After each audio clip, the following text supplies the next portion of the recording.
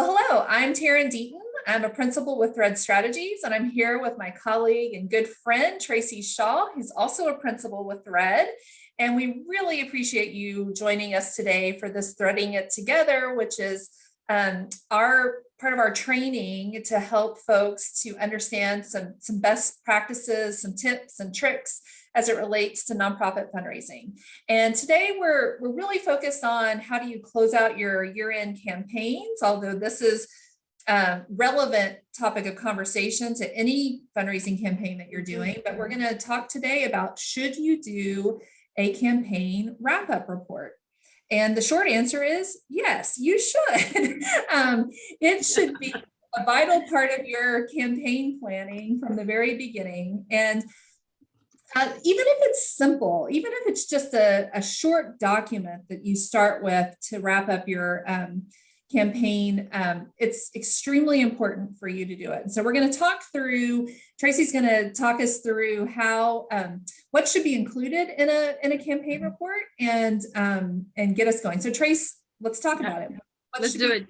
Wrap up report? So first of all, I just want to say amen to what Taryn said. You need to do it. So that's the answer to that question. Please, save yourself a lot of time. Your future self will thank your current self. So when you think about a campaign wrap-up report, what's important to include? So here's what I would suggest on a Taryn. As you think about this, you might want to add a few extras. I think you need to focus on some data, some really simple data about what has happened during the campaign. That includes the number of donors, the number of donations, so unique donors and donations. Then think about if you had any new donors, how many new donors did you bring in, the average gift across your donations, and then maybe, of course, how much did you raise? You might even want to segment that to how much you raised online versus how much you raised through offline methods and so forth. You could get into some other specific data with your communications. You might want to track how well your social media posts did, what your emails were doing as far as click rates and those kinds of things. There's so much data that you could pull in. But basically, I would say do some basic data about fundraising, first of all, and then get a really good sense of what happened as far as your communication timeline per each vehicle that you were using. Like, this is when we sent this email, this is when we posted to Facebook, this is when our letter went to the print vendor or when it hit mailboxes. That's the kind of, like, when you look at across your calendar of your end of year campaign or any other campaign you might be doing, right, make sure that you've recorded when those really key pieces of communications went out, and then you can overlay that on what happened in your donations and what was really working to drive donations to your organization during that time frame. And then finally, I think you need to have a little bit of narrative about, this was our theme. This was the key takeaways. Here's what we would absolutely do again. Here's some things that we're never going to do again. Maybe you had a bad experience with your print vendor, or you had some donors that gave you some feedback.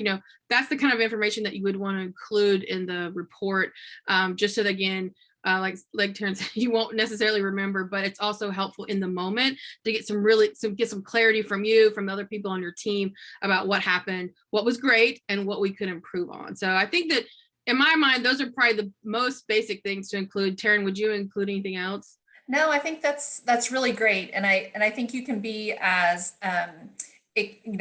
with what Tracy just outlined. It could be a simple report, or you can kind of expand upon it and include more and more data points, maybe more and more narrative analysis. But what she's outlined for you is a great place to start, and then to build upon it. So yeah, I would say that that's a great outline. And the reality is, like we said at the beginning, the most important thing is for you to do it, to make it part of your campaign time frame or timeline. And the nice thing about it is, like Tracy said, is that it will help. It will be kind of a document that helps build your institutional memory about what you did, what worked well, what didn't work well, what your results were. Because the reality is, when you come back next August to start planning your year-end campaign for the next year, or whenever you start planning another campaign, you are not going to remember what you did. And as much as you think in this moment, you're like, oh, I'll never forget this, you're going to forget it. And so, or you're going to have to spend time at that moment, like trying to pull all the information together. So take the time now while it's fresh, while you have all the data points together, and just put it down on paper. It could just be a Word document. I mean, that's usually what we use with our partners, is just a simple Word document.